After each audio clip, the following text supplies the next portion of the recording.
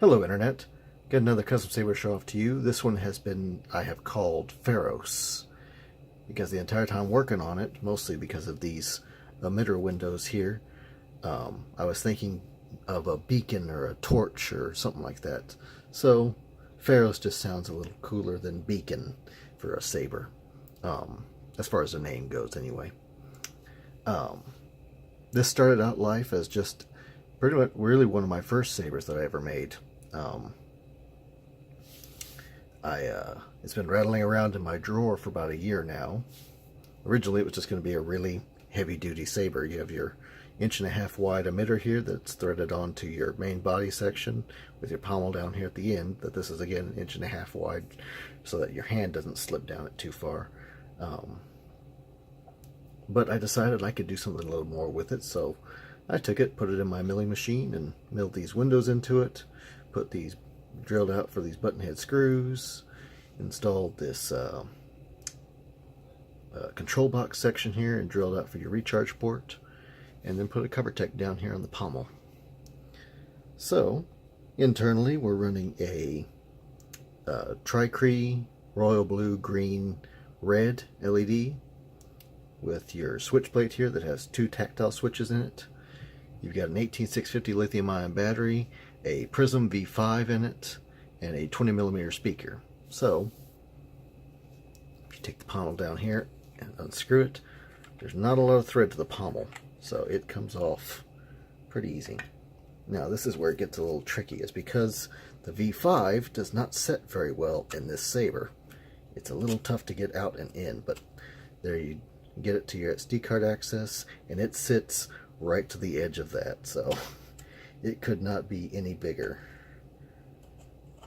And then push that in, and then let the pommel do the rest of the work to push against the speaker housing.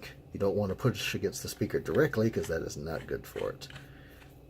And then just a little word of warning: if you're going to pull out the chassis in there, make sure you have the kill key in the entire time. You do not want power going to the board if you have the SD card out changing things around.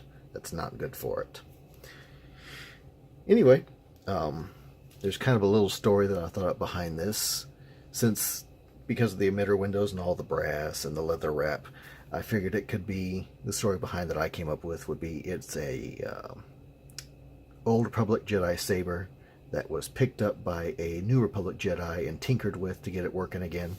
That's where this control box comes from. And got it working.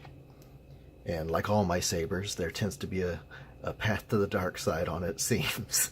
I can't help myself. I am a big fan of tragedy. So, not in real world sense, you know, don't get me wrong on that one. So let's go ahead and fire her up here. This is the weapon of a Jedi Knight. There's your Obi-Wan. I tried to pick boot sounds of people that have control boxes on their sabers. I don't know why. I just didn't know what to put for boot sounds on this one. Frankly, I didn't know what to put for sound fonts either, so I just kind of threw some on there that I liked. So we'll start out with, I guess I can go ahead and run down the whole list here. We've got Tor, Echoes of Tython by Nightstorm, Obi-Wan ROTS HD by Shamim, what was the other one? Rogue by Madcow, Heirloom by Lord Blako, 1 by XSaberX, I think it is, and Desolation by KSith. So I'll have those all linked down in the description down there, so you can go check those fonts out. So let's go ahead and power it up here. Top button is your activation, bottom button is your auxiliary switch. So we've got a nice bluish green going on there, with kind of a pinkish color for the flash on clash. So you press once for blaster block and hold down for your blade lock up.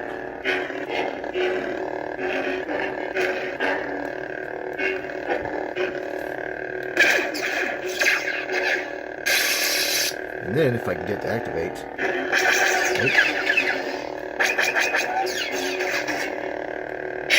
well, anyway, if you can get to activate, you swing, and as you do swing, you press down on the auxiliary switch, and it activates the force effects. It's going to be kind of hard to do that in my confined area here, so Let's go ahead and switch fonts. To switch font, you hold down on the auxiliary switch, not the activation. This weapon is your life. So there's another Obi-Wan font. This one is Obi-Wan ROTS. So there's your royal blue.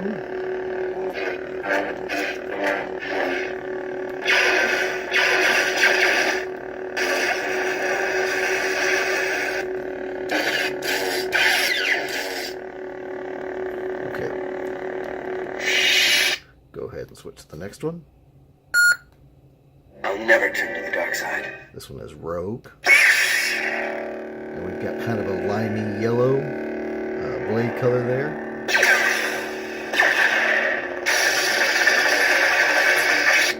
And if you want to switch the blade color, press down on the auxiliary and the activation at the same time.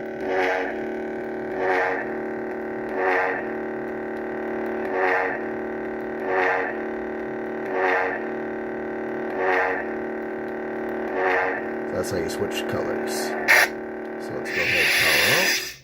And then to activate mute mode on this one, you press down on the bottom and the top, like as if you were changing color, but to turn it on.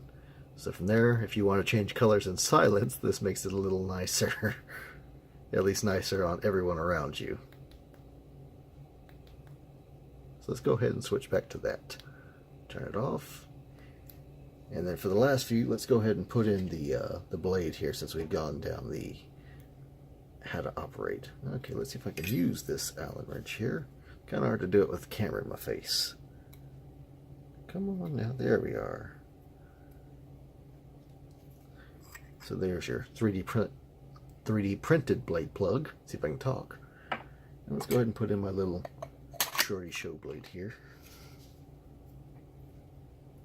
Tighten down the blade retention screw and show off that color again.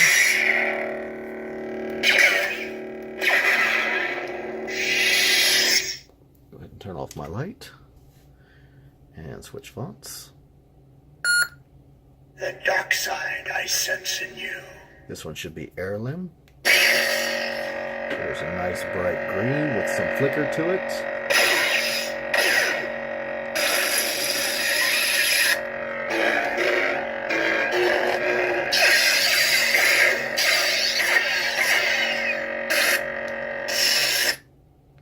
Switch fonts again. The dark side of the Force is a pathway to many abilities some consider to be unnatural.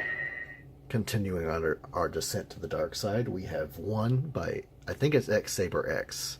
If it's not, that'll be on the screen here somewhere. With a pink looking blade.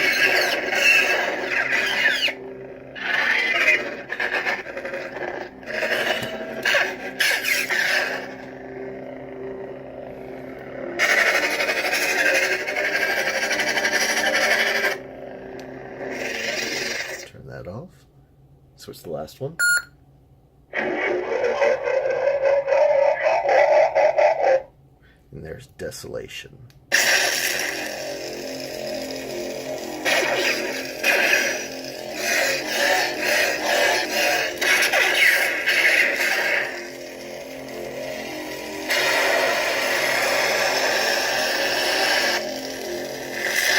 With a nice heavy flicker to the blade. Switch back to This is the weapon of a Jedi Knight. Tor Echoes of Tython. Ooh, that's a pretty color. That's probably one of my favorites. It's kind of an icy blue. It's blue and green mixed together, so. Let's go ahead and swap through the colors here. Mixing in a little less green, more blue. More blue. All blue, no green. For a royal blue. Then we've got a purple. Pink, magenta, pink-ish, red. No, it's still kind of pinky. It's still got a little bit of blue in it. There's full red. We're adding in green, so we've got kind of an orange color. A little bit of an amber, lime, green. Well, there's green. The other one still had a little red in it. And then there's back to your sky blue color. So let's go ahead and... Camera decided to die on me. So, like, well, you don't know what I said. You don't know. I could have said anything. Anyway, put the blade plug back in, tighten down the blade retention screw there. What I was saying was, because this one doesn't have any accent LEDs on it, and because it's the control box here and there's no accent LEDs, if you wanted to, you could leave the kill key out, like if you're at a con or something. Or if you lose the kill key, not a real big deal, because the board will go into sleep mode, into deep sleep mode, which will save battery power. So there's that. I guess that's about it. So if y'all have any questions, leave them down below in the comment section, and I will see y'all later.